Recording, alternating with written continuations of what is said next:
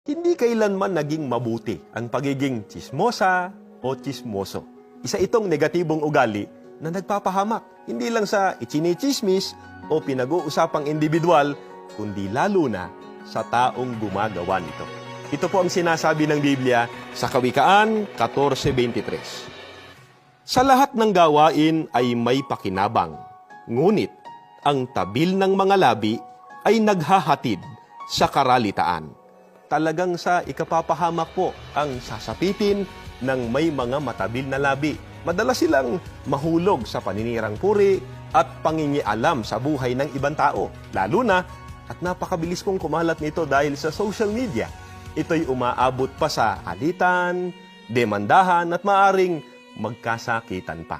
Wala talagang buting idudulot ito. Ang pagbutihin po natin ay ang ikabubuti ng ating buhay at maging mabuting halimbawa sa iba. Ingat po tayong lahat, mga kaibigan.